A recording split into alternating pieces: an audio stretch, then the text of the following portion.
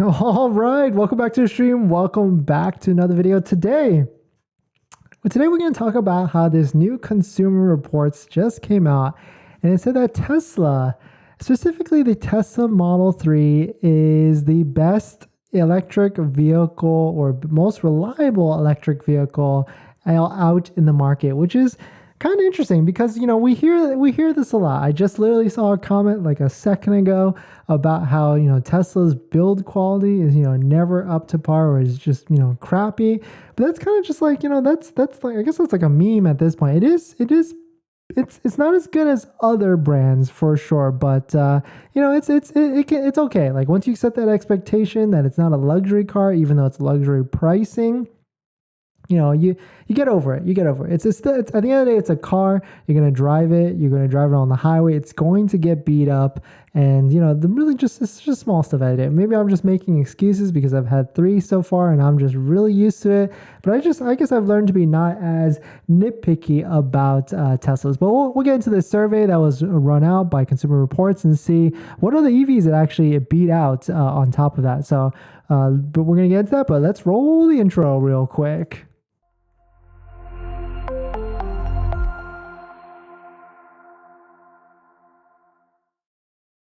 All right, so welcome back to the stream. Welcome back to another video. My name is Dennis, and I love talking about Tesla hacking, as I like to call it, but basically just getting the best deal on a Tesla at the best possible price or just getting really good financing on it. So if you're interested in any of that, please hit that subscribe. All right, so let's take a look. We'll jump into it. This is the article that I found. I found a couple different versions, one on Teslarati and then another on Consumer Reports themselves. Basically, the headline is that Tesla and Nissan get top reliability scores in Consumer Report survey. And basically, it looks like the Tesla Model 3 specifically has beat out all the other Model 3s. And if you drive a Model 3 or even a Model Y, you kind of know this. I mean, as much as the build quality, can be off-putting and there could be, rattles here or things popping out or, panels just not sticking all the way, it's still a very reliable car. And EVs, for that matter, are just more reliable than ICE engines or internal combustion engines. And that, I guess it kind of talks a little bit in this article, but it's because there's less moving parts in an electric vehicle. So that's why I tell people, like, when you buy an EV, you don't really have to worry about, the usual typical things. But I mean, I guess any brand new car, you don't have to worry about too much. Just you got to do the oil changes, transmission changes, fluid changes, brake fluid changes, all these different changes. But Teslas and other EVs, you don't have to do any of that. You kind of just buy an EV, buy an iPad on wheels at Tesla, and then drive it until you need brakes. And you don't even need brakes as early because of the regenerative braking and all that. It saves you on using all those pads and all that stuff. The only thing with that needs reliability or even maintenance with Teslas is just rotating of the tires. And that's why I always recommend people, if they're getting the Model Y, get the 20-inch inductions or even the 19-inch rims, because you can rotate them. You're supposed to rotate them every 6,000 miles. And so that's going to extend the longevity of your tires, because tires can get expensive. Like, I've seen people burn through tires within 15,000 miles. I've seen people burn through tires in 30, 40, 50,000 miles on Model 3s and Model Ys.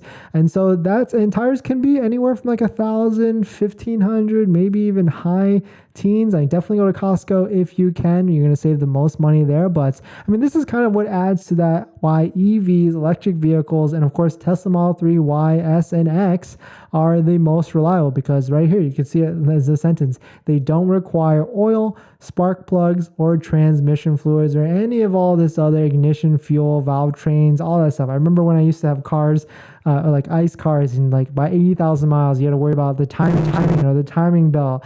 And like EVs, you just don't have to worry about it. It's just a much simpler vehicle, simpler process, simpler ownership that it's just, I mean, that's why most people it's just an easier process to own a electric vehicle. And that's why Consumer Reports on their survey of everybody that has just gone out and, responded to the survey has said that Model 3 is pretty reliable compared to other EVs and other vehicles out there, which makes sense at the end of the day, because it's an easier ownership process. But let me know you guys' thoughts on this. What do you guys think?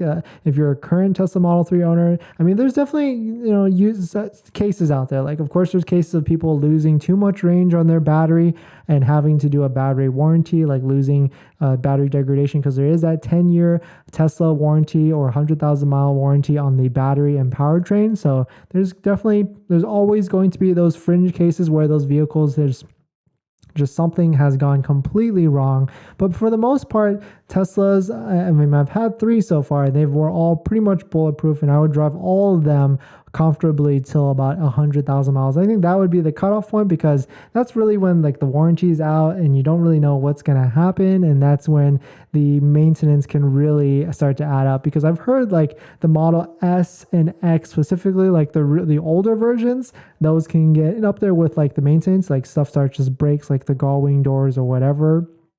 But the Model 3, if in terms of my recommendation on which one you should actually buy, I would probably stay away from, the earlier years, like 2017, 2018. And then for the Model Y, I would probably stay away from like 2020 for that. And I would try and buy, it's kind of a rule of thumb for any sort of vehicle. You shouldn't buy that first year that it's made. You should always wait till that second, third, just as long as possible before buying that vehicle. But I mean, this is the TLDR of it. Tesla is reliable. I mean, Nissan kind of made the cut too with their Nissan Leaf, but I mean, they've been producing their Nissan Leaf for a bit now.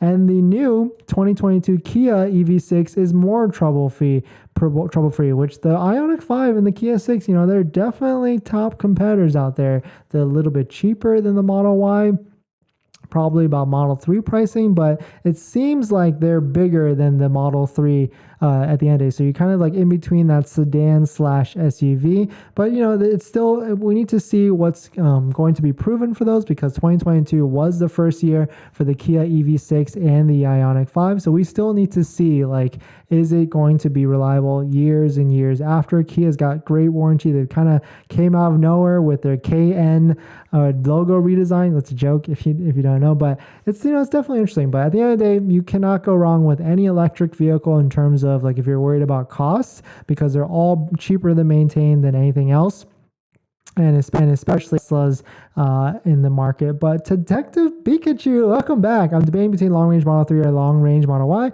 Which one do you recommend? Depends on how much more is that long-range Model Y versus the long-range Model 3. If we're talking, because it is a benefit. You sit a little bit higher, more space in the trunk and all that stuff, but is it going to be worth, $5,000 to you, $3,000 to you, $10,000?